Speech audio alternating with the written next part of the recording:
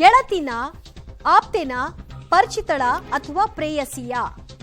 ಈ ನಾಲ್ಕರಲ್ಲಿ ಯಾವುದು ಇವರ ಸಂಬಂಧಕ್ಕೆ ಇರುವಂತಹ ಮೌಲ್ಯ? ಪೊಲೀಸರಿಗೆ ತನಿಖೆಯಲ್ಲಿ ಗೊತ್ತಾದಂತಹ ಸತ್ಯ ಸಂಗತಿ ಏನು ಹಾಗಾದ್ರೆ? ಪಬ್ಲಿಕ್ ಟಿವಿಯಲ್ಲಿ ಚಾರ್ಜ್ ಶೀಟ್ ಇನ್ಸೈಡ್ ಎಕ್ಸ್ಕ್ಲೂಸಿವ್.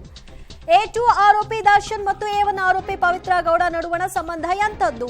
ನಮ್ಮಿಬ್ಬರ 10 ವರ್ಷದ ಸ್ನೇಹ ಅಂತ ಆಕೆ ಹಾಕೊಂಡಿದ್ದಾದ್ರೂ ಕೂಡ ಅದು ಅಫಿಷಿಯಲ್ ಅಲ್ಲ.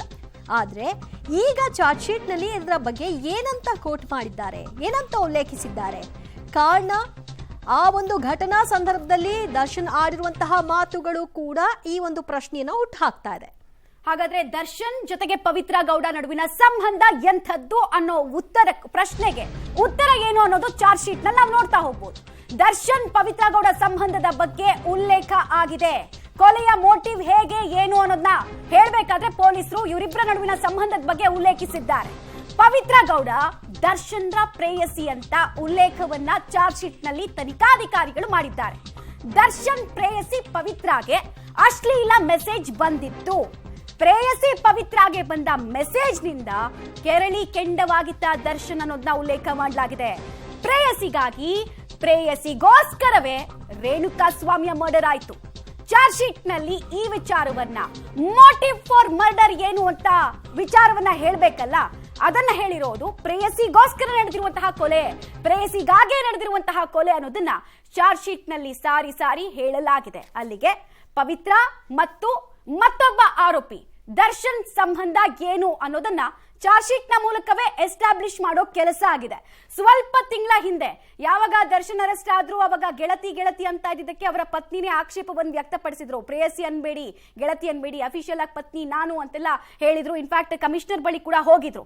ಇದಾದ ಬಳಿಕ ಆರೋಪಿಗಳಿಂದ ಸಂಗ್ರಹ ಮಾಡಿರುವಂತಹ ಮಾಹಿತಿ, ಆರೋಪಿಗಳ ಹೇಳಿಕೆ ಹಾಗೂ ಅವತ್ತು ಪಟ್ಟಣಗೆರೆಯ ಕ್ರೈಮ್ ಸೀನ್ ನಲ್ಲಿ ಆದಂತಹ ಕಾನ್ವರ್ಸೇಷನ್ ಎಲ್ಲವನ್ನ ಆಧರಿಸಿ ಇವರಿಬ್ಬರ ನಡುವಿನ ಸಂಬಂಧ ಏನು ಅನ್ನೋದನ್ನ ಕೂಡ ಎಸ್ಟಾಬ್ಲಿಷ್ ಮಾಡೋ ಕೆಲಸವನ್ನ ಪೊಲೀಸರು ಅಚ್ಚುಕಟ್ಟಾಗಿ ಮಾಡಿದ್ದಾರೆ.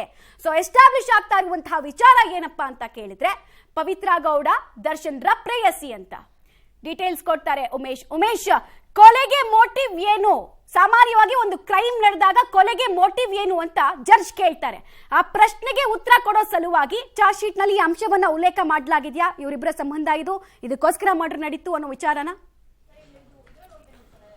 ಮಮತಾ ರೇಣುಕಾ ಸ್ವಾಮಿ ಚಾರ್ಜ್ ಶೀಟ್ ನಲ್ಲಿ ಒಂದು ಇಂಟ್ರೆಸ್ಟಿಂಗ್ ವಿಚಾರ ಈಗ ಬೆಳಕಿಗೆ ಬಂದಿರುವಂತದ್ದು. ನಟ ದರ್ಶನ್ಗೆ ಪವಿತ್ರ ಗೌಡ ಏನಾಗಬೇಕು ಅನ್ನೋದು ಒಂದು ಪ್ರಶ್ನೆ. ಅಂದ್ರೆ ಅವ್ರು ಯಾವ ರೀತಿಯ ಸಂಬಂಧ ಅನ್ನೋ ವಿಚಾರ ಒಂದು ಈಗ ಬೆಳಕಿಗೆ ಬಂದಿರುವಂತದ್ದು. ಅಂದ್ರೆ ದರ್ಶನ್ಗೆ ಪವಿತ್ರ ಗೌಡ ಏನು ಪರಿಚಿತಳ, ಆಪ್ತಳ ಅಥವಾ ಗೆಳತಿನ ಅಥವಾ ಪ್ರೇಯಸಿನ ಅನ್ನೋ ಪ್ರಶ್ನೆ ಎದುರಾಗಿತ್ತು. ಈ ಸಂಬಂಧಪಟ್ಟ ಹಾಗೆ ಚಾರ್ಜ್ ಶೀಟ್ ನಲ್ಲಿ ಪ್ರೇಯಸಿ ಅನ್ನೋ ಮಾತನ್ನ ಉಲ್ಲೇಖ ಮಾಡಿರುವಂತದ್ದು. ಖುದ್ದು ಚಾರ್ಜ್ ಶೀಟ್ ನಲ್ಲಿ ಅಧಿಕಾರಿಗಳೇ ಪ್ರೇಯಸಿ ಅನ್ನೋ ವಿಚಾರವನ್ನ ಉಲ್ಲೇಖ ಮಾಡಿರುವಂತದ್ದು. ಪ್ರೇಯಸಿಗೆ ಬಂದಂತ ರೇಣುಕಾ ಸ್ವಾಮಿ ಅಶ್ಲೀಲ ಮೆಸೇಜ್ ಕಳಿಸ್ದ ಹಿನ್ನೆಲೆಯಲ್ಲೇ ಕೆರಳಿದ ದರ್ಶನ್ ಏನಿದ್ರು, ಆಗ ಪವನ್ಗೆ ಹೇಳ್ತಾರೆ, ಪವನ್ ಹೋಗಿ ಆ ರೇಣುಕಾ ಸ್ವಾಮಿಯನ್ನ ಕಿಡ್ನಾಪ್ ಮಾಡ್ಕೊಂಡ್ ಬಂದ ನಂತರದಲ್ಲಿ ಆ ಪಟ್ಟಣಗೆರೆ ಶೆಡ್ನಿಗೆ ಕರ್ಕೊಂಡ್ ಬಂದಂತ ವೇಳೆಯಲ್ಲಿ ಏಕಾಏಕಿ ಹೋಗಿ ತನ್ನ ಪ್ರೇಯಸಿಗೆ ಈ ರೀತಿಯಾಗಿ ಅಶ್ಲೀಲ ಮೆಸೇಜ್ ಕಳಿಸ್ತೀಯ ಅಂತ ಏಕಾಏಕಿ ಆತನ ಮರ್ಮಾಂಗಕ್ಕೆ ಒದಿಯುವಂಥದ್ದು. ಆ ನಂತರದಲ್ಲಿ ಆತನ ಬೇರೆ ಬೇರೆ ಅಂಗಾಂಗಗಳಿಗೆ ಕ್ರೂರವಾಗಿ ಹಿಂಸೆ ಕೊಟ್ಟು ಕೊಲೆ ಮಾಡಿರುವಂಥದ್ದು. ಈ ಎಲ್ಲ ಅಂಶಗಳನ್ನು ಕೂಡ ಈಗ ಪೊಲೀಸ್ ಅಧಿಕಾರಿಗಳು ಚಾರ್ಜ್ ಶೀಟ್ ನಲ್ಲಿ ಉಲ್ಲೇಖ ಮಾಡಿದರೆ ಆ ಮುಖಾಂತರ ನಟ ದರ್ಶನ್ಗೆ